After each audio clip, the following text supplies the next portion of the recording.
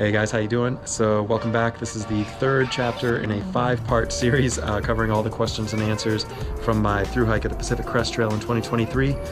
In this video, we're going to be going over my hike and my method. So yeah, check it out. All right, now we get into a section of, I don't know what to call this section, hiking and method. I don't know. We'll get into it.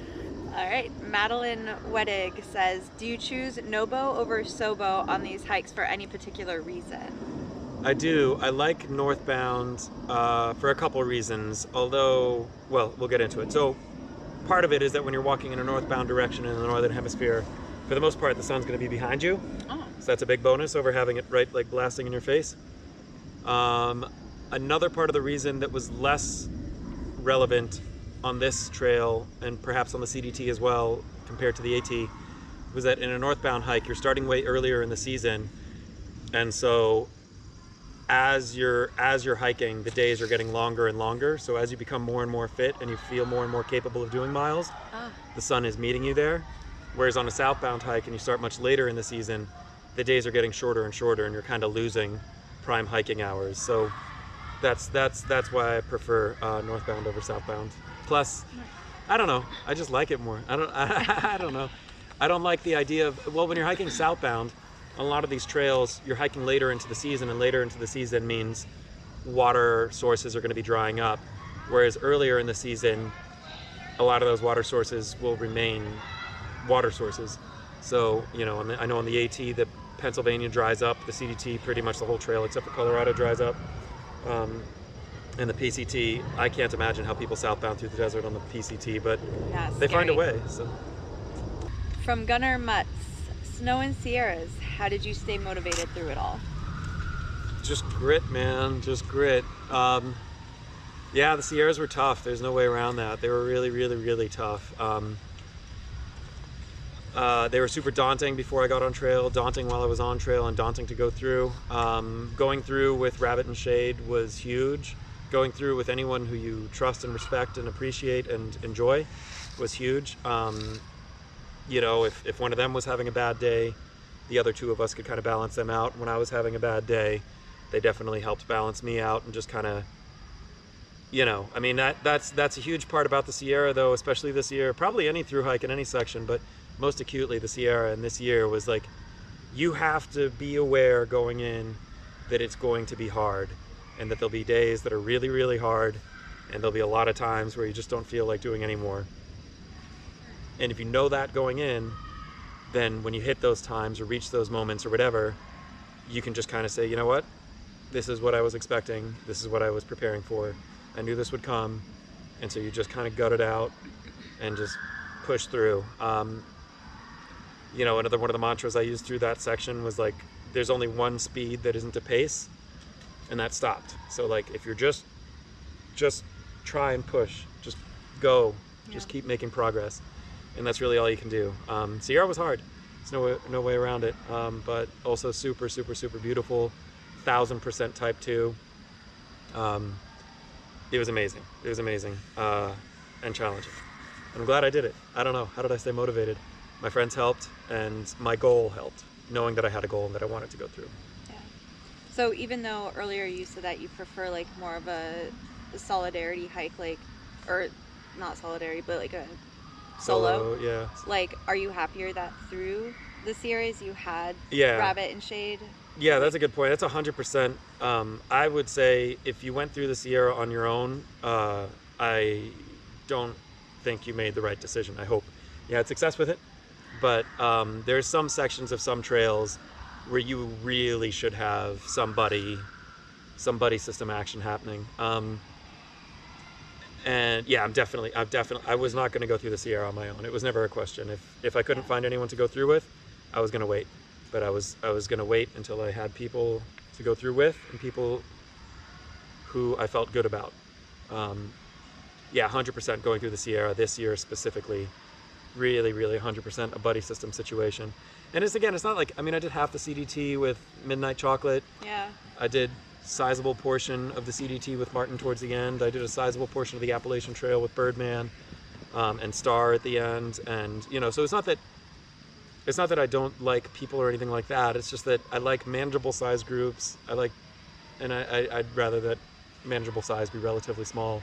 Yeah. And more times than not, I'd rather be on my own than with a big group, for sure. All right. From Daddy May, did you always see someone on the trail? Typical number, max, minimum. I get the Sierras were a completely different animal this year. Yeah. So again, I've kind of referenced this previously, but I think definitely that southern 700-mile section of the PCT, I saw tons of people, tons and tons of folks out there. And by tons, I'd say most nights I was camping with somewhere around 10 people. Wow. So it was pretty busy. Sierras was totally different. We went days and days and days without seeing anyone except for one another. I don't recall what the longest stretch was, but it wouldn't surprise me if we went 7 or 8 days without seeing anyone, except for the 3 of us as well, you know? Mm-hmm. And then things got weird. Again, this was a strange year for the PCT. Like, so many people, my honest, earnest, non-hyperbolic thought is that 95% of the people who reached Kennedy Meadows South did not continue in a straight linear fashion north out of Kennedy Meadows South. I really, at the time I was there, left Kennedy Meadows South on May 26th. An earnest assessment is that 5% of people went north into the Sierra out of Kennedy Meadows South at that point. The vast majority of other people dispersed. A lot of people went and did the Oregon Coast Trail. Some sizable portion of people just went home and canned it for the year. Some sizable portion of people flipped up north to Chester, Quincy, Ashland, Washington, and then hiked south. So a lot of people dispersed out of Kennedy Meadows South. And what this wound up meaning was not only was the Sierra extra sparse, but that as soon as we got north of the Sierra into like Tahoe and then north out of Tahoe, once we got into southern Oregon, I was seeing a lot of people coming in a southbound direction who had flipped or moved or shuffled around or whatever they did or whatever they were doing. I don't really know. But I never wound up seeing as many people again as I saw for that first 700-mile section. And there was probably like a couple, 2 or 3 weeks in like Northern California and Oregon where I felt like I was seeing hordes of people again in a southbound direction. And then it dried up. By the time I hit Washington, I wasn't seeing that many people, and then towards the end I started seeing people again. I don't know. It's all like a big accordion. It's just kind of like there's a lot of people and then there's few. There were very few days when I saw no one. Precious few days. Maybe 1, maybe 2 where I saw no one. Yeah. But they were good. Good days. Kind of a 2-point question from Fanny Pack and Jeffrey Rule. After the Sierras, I'm curious about the reasons you continue to wake up in the dark and hike several hours in the dark. And Jeffrey Rule asks, how do you not lose things getting up so early in the morning in the dark? Do you ever not find your cat hole the next morning in the dark? All right. Reason I continue to wake up in the zero dark early, as it were. I don't know. It just kind of worked for me. I'm a big believer of sticking to things that are working and changing things that aren't. And it was working for me.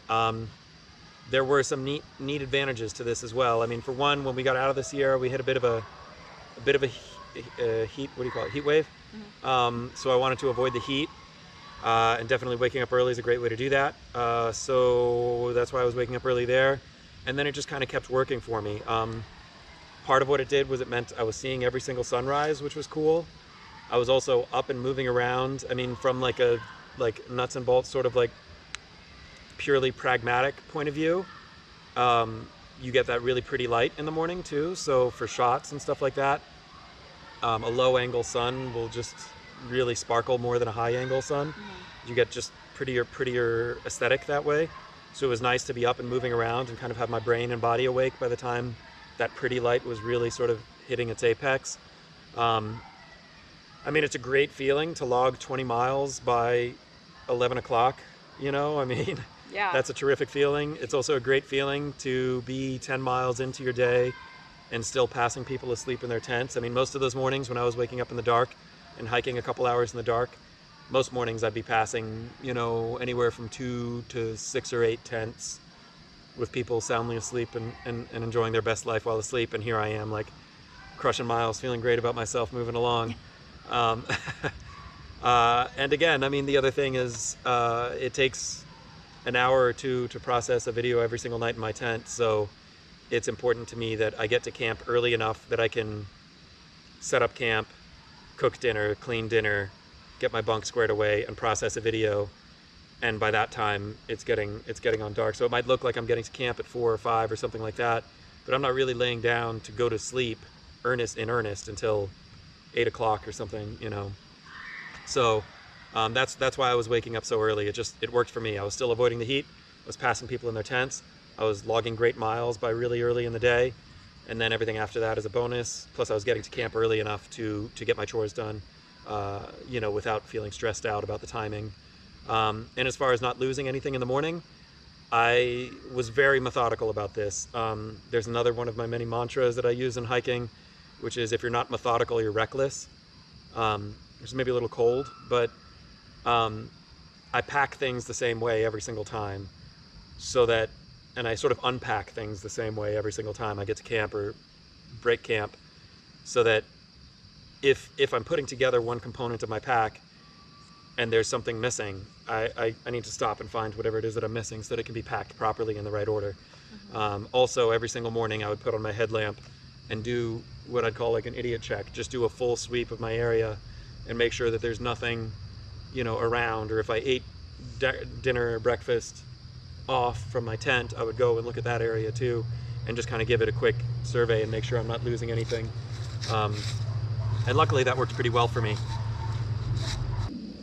And then aside from not losing equipment when I woke up in the dark, the bit about cat holes, I think over the course of the 3 trails, I've misplaced 2 cat holes. It's frustrating. It's frustrating. But to this point, I'll say there was a guy I met on the PCT this year, cool dude, who had the trail name. It was an awesome trail name because he had the same move as me. I didn't know him, but I heard his trail name, and then I got the story behind his trail name, and then I met him. And it turns out he had the same move as me with like the PM hole diggings that there's ready to go in the morning, but he wound up losing or not utilizing his holes with some regularity, and so he got the trail name Gravedigger, which is That's amazing. Which is an A+ name to story ratio there. So, was it hard for you to hike in the dark, like no, just not in regards of terrain? No, or? no, it wasn't hard for me. I didn't find it hard. I found it nice. No, I didn't find it hard to hike in the dark. I think honestly for me it was kind of nice. I mean, you just put on your headlamp and it just kind of focuses you a little bit. I remember specifically one day on the Appalachian Trail, if I can go back to that, when I was doing the climb out of Lehigh Gap or Lehigh Gap, there's like a big old climb up this huge stony whatever. It's like one of the most arduous climbs on the entire trail, honestly. When you're going up to Poison Zinc Mountain, as I called it, there's this big super fun site, whatever. The climb is very hard and technical and a lot of big boulders. And it's also essentially kicking off a long dry stretch without any water. So it was really hot when I was there, and I wanted to get an early start, again, for the same reason of just getting through before the heat of the day started up. But I was kind of nervous about whether that would be strategically sound given the technicality of the climb, because it's just bouldering basically.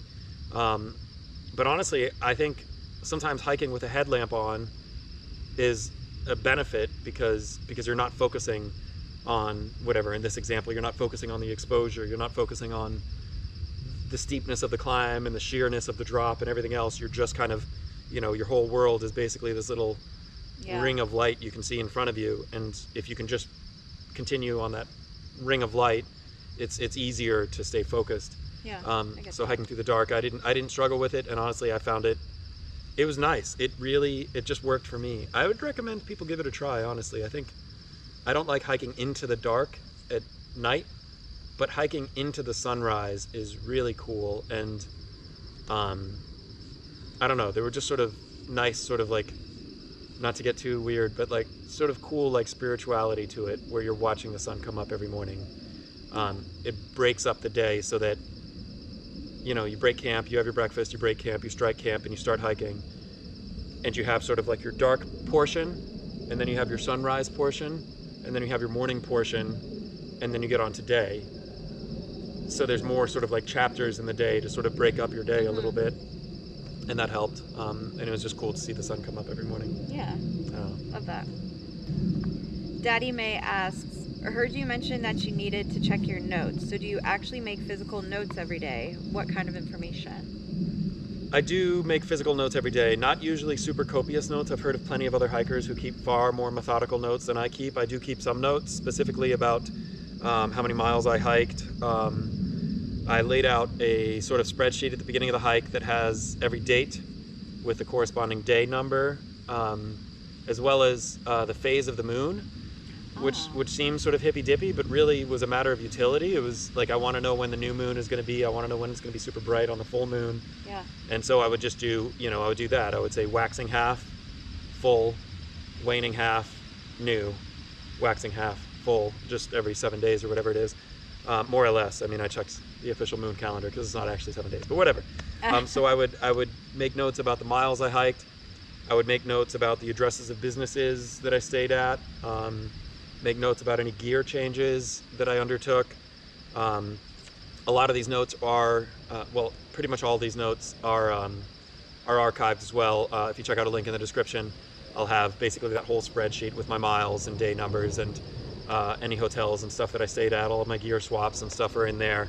So you can check out that link in the description down below to my spreadsheet.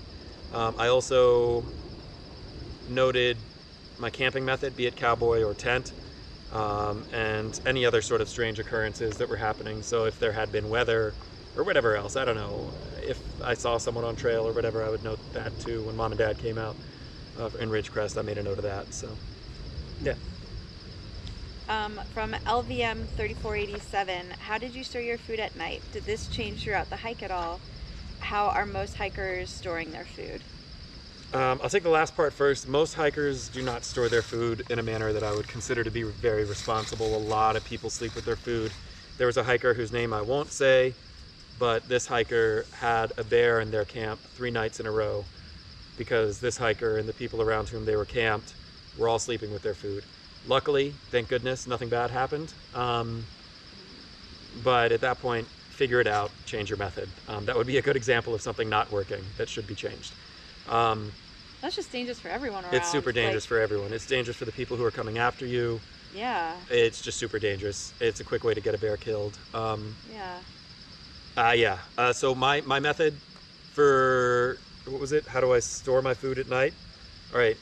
I'm going to back up and kind of expand that a little bit. For one, I have 2 places where food is only ever have food and wrappers and anything like that in one of 2 places. It's either in my fanny pack, which is where I keep my snacks for the day and all my trash, or any trash that I pick up, all my wrappers, all that. Never does anything go into my pockets or anywhere else, any other pockets on my pack or anything like that. It's always in my fanny pack. All of my other food for future days or past days, my trash, my dinners, my breakfasts, all that is going to be in my pack in my Ursack and OpSack. So Ursack is a critter-proof, bear-proof bag. I carry the 20-liter Ursack Almighty, as well as OpSacks from Locksack. These are odor-proof bags. They look like huge Ziploc bags, but they're odor-proof. So my food would be in an OpSack, in my Ursack, in my pack. And then at the end of every single night, I would take off my fanny pack, and that would go in my Ursack as well, so that there's no reason why a chipmunk or squirrel, let alone a bear, a mouse, or anything, would want to go into my tent, because there's not food in there. There never has been food in there. There's not crumbs in there. There's not anything in there. So I carried the Ursack and OpSacks from the start of the trail until Kennedy Meadows South, at around mile 700 or so. At this point, bear canisters are required through the Sierra, so I switched out for a BV 500 bear canister. And at this point, as much as I was just very holy, I did violate some rules.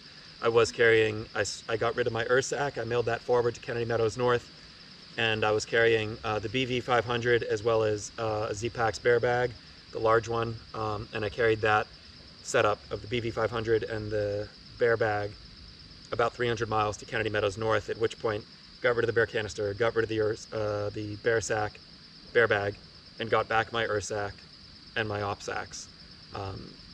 In the Sierra, there was no animals. I don't know how to say it any more succinctly than that. Like when you're up at 10,000 feet in those snow conditions, we never saw bear prints. There was no mice. There were very rarely birds. I guess we did wind up seeing bears at lower elevations in the Sierra, but yeah, I mean, we did everything we could to keep our food away from our tents and buttoned up. So for the majority of the hike, basically, I carried the Ursack with OpSacks. For that Sierra section, I carried the BV500 as well as my bear bag. And that was basically how I did it.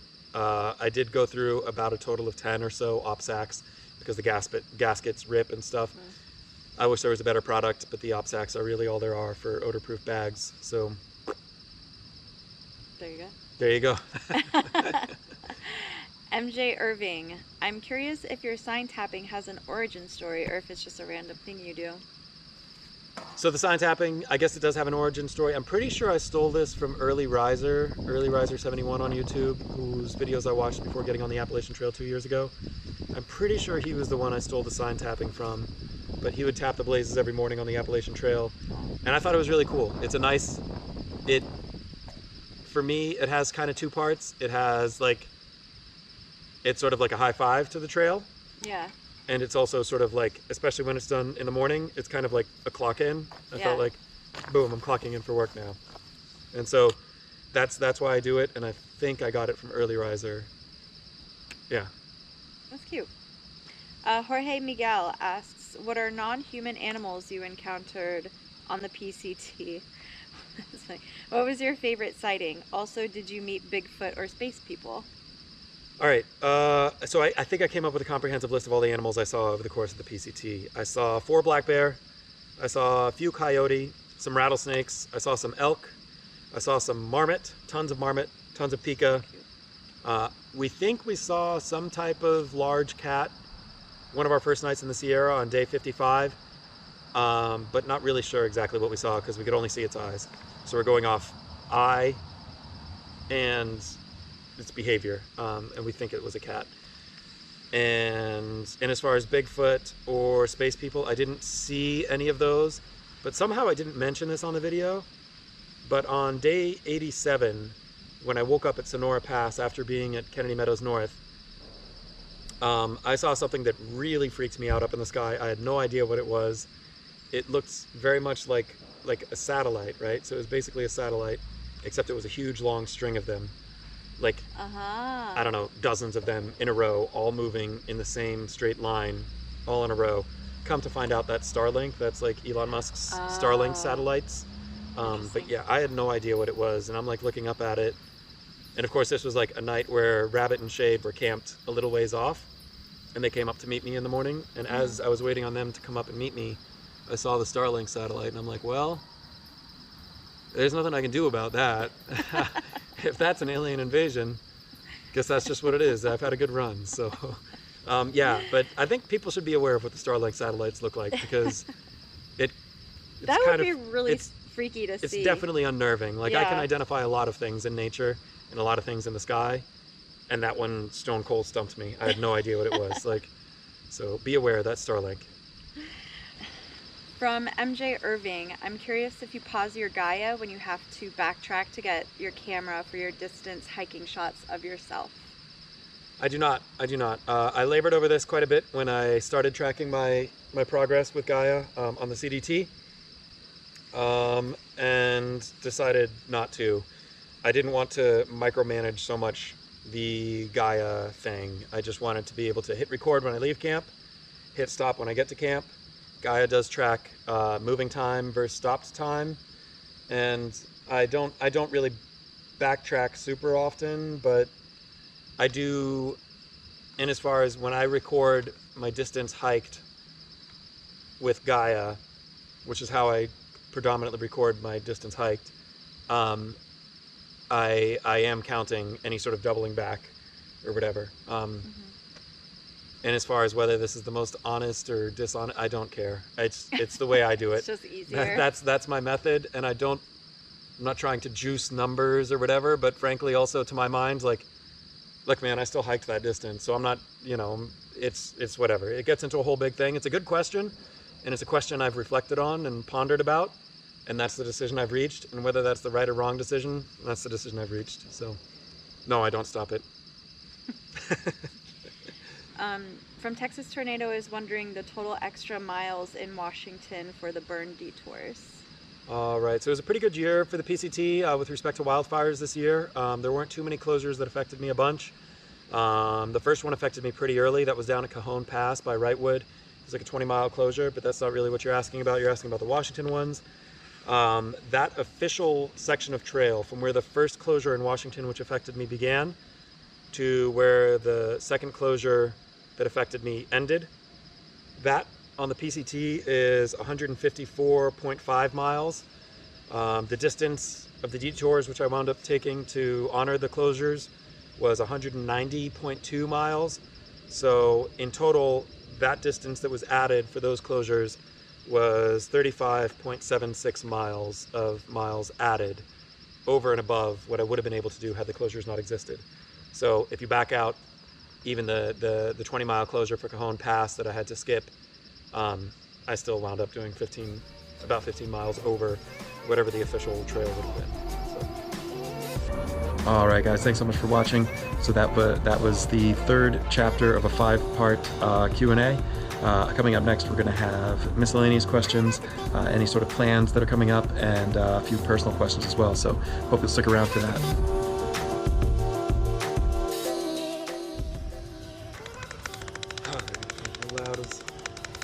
Loud as the devil. Those are the same children. Y'all doing nature wrong. Let me tell you, y'all doing nature wrong. Wrong. Let me tell you, you doing nature wrong. You done it dirty. Y'all ain't doing it right. Wrong. Let me show you how to do nature. It's like that. What? Y'all gonna do it like this. I'll keep doing it that way. I'm fixing to show you the Texas tornado. I'm gonna give you Texas tornado.